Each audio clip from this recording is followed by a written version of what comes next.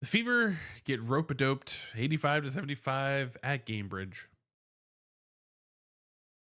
But just imagine with me for a second.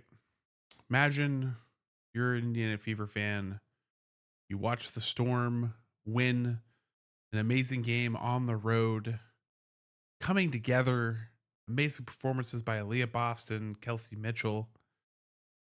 You win on the road. You get all the praise from the Storm. And you have your ticket tomorrow.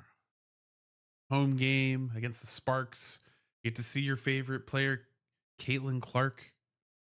You're going to be there in person. You're going to get to see them, tee it up against a team that's struggling and get another win and start to stack and build some momentum.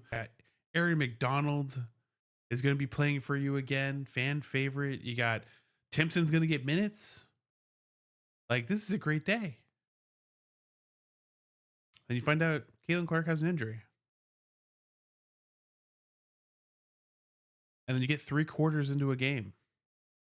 And you're up by 10. And you're like, oh, wow.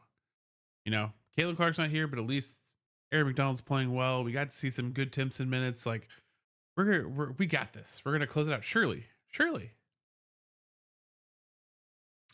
And the recurring nightmare happens. And the next thing you know, you get up 35 in the fourth quarter. Shoot 25% from three. You inexplicably try to force the ball into Aaliyah Boston when she is struggling. And you are 25% from three. What team is going to guard you out there when you're shooting 25% from three? And it wasn't all doom and gloom. I mean, we can talk about some of the good things in this game. Kelsey Mitchell putting up 20 points, being the only player that could shoot from three, seemingly. Shooting something like 40 some percent. And you have Timpson getting minutes, good minutes too. She actually had some good defensive plays. She was being disruptive. She was crashing the board. She had a putback at one point. Actually guarded Azariah Stevens. Got a turnover that way. Didn't show up on the stat sheet, but basically forced a turnover. And had the putback. And about to shoot 2 free throws, get some points on the board, some official regular season points. And you miss both free throws. That's just kind of emblematic of the night.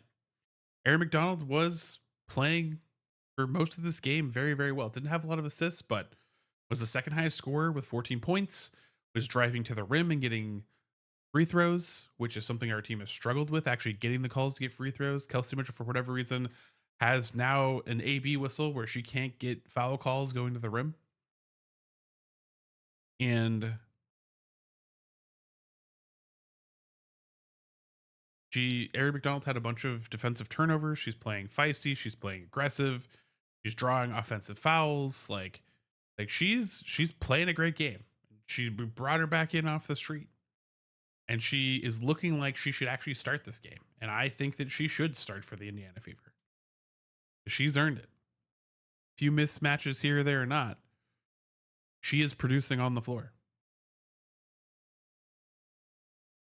Well, let's talk about the tough stuff, because the tough stuff is just, it's ugly, and you could say that every time we lose, we call it an ugly game, but this was actually an ugly game, a slog of a game, where even in our best moments, where our defense looked great, be a good thing that we're talking about. Our defense holds them to 10 points. Aaliyah Boston and Sophie Cunningham have 4 steals apiece in the first half. But our offense only scores 15 points. And thank goodness for Kelsey Mitchell, who pulled us through, dragged us through the middle of the game again, similar to the Storm game, is popping off, raining in threes.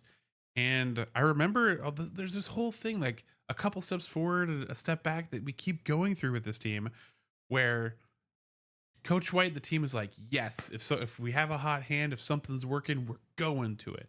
We go back to it till they prove otherwise. And then for some reason, the fourth quarter, we go away from it. And if you can't shoot the 3-pointer, like I said, you're shooting 25% from three. And You're just trying to force into Aaliyah Boston, who's in her head all night, very clearly, very obviously. She's Some of it was the Sparks obviously wanting to take away her impact on the game, which makes sense. If Clark is out, if that gravity is gone, you focus on the next best thing, which is Aaliyah Boston. And she made some of her shots harder for herself than they had to be.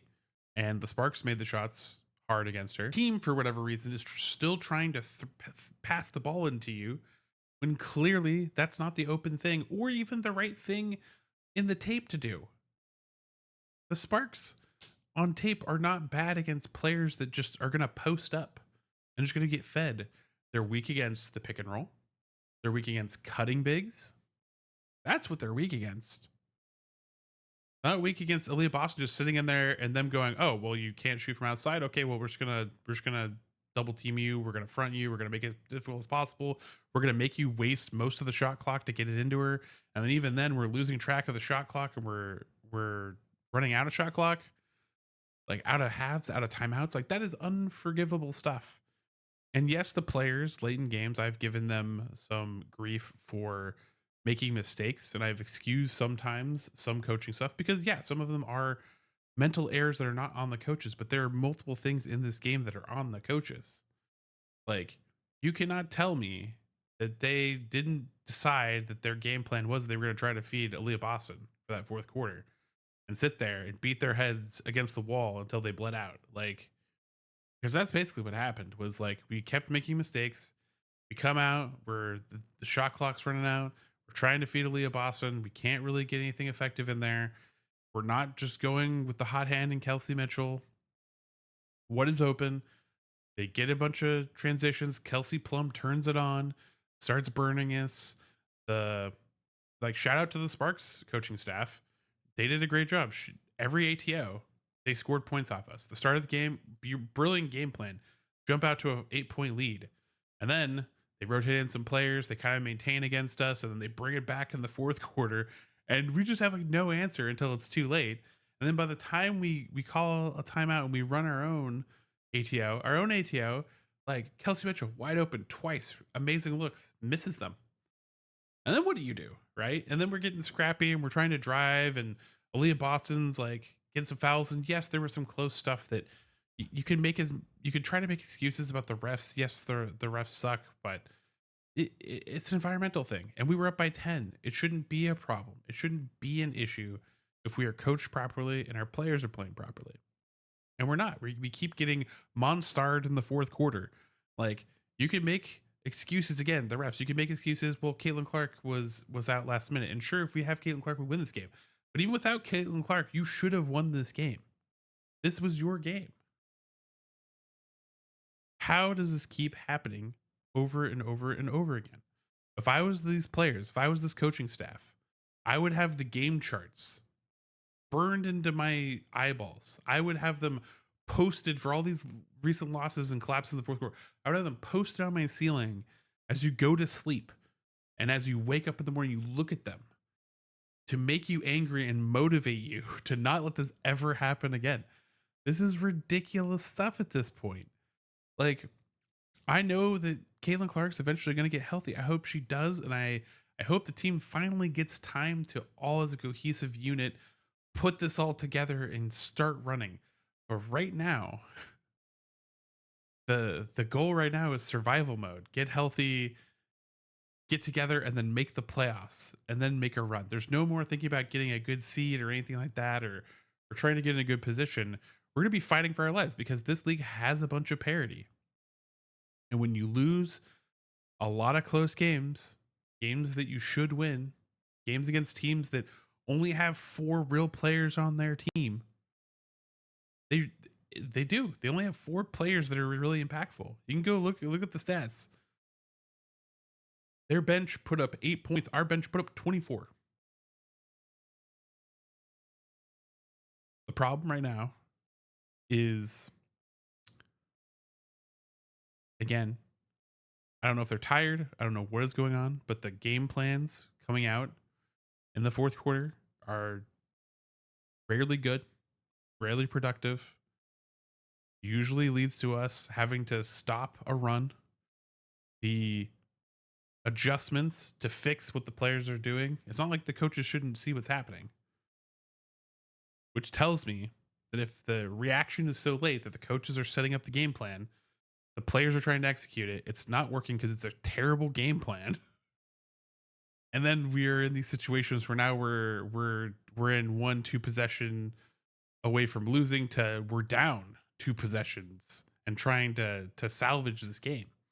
And I know there's a lot of people that are going to complain and completely crash out, but I have to be less generous now. They take the 2 steps forward and then they slide back in the mud, and it's just ugly. It's just ugly basketball for the team, and it has to be damaging to their morale. And they've been through a lot, and they galvanize, and they find a way, and they get physical. And then the next game, they lose the physical contest, and then they come together and they put together 4 quarters of hard-nosed basketball, and they pull out a gutsy win on the road, and then they throw it away again at home.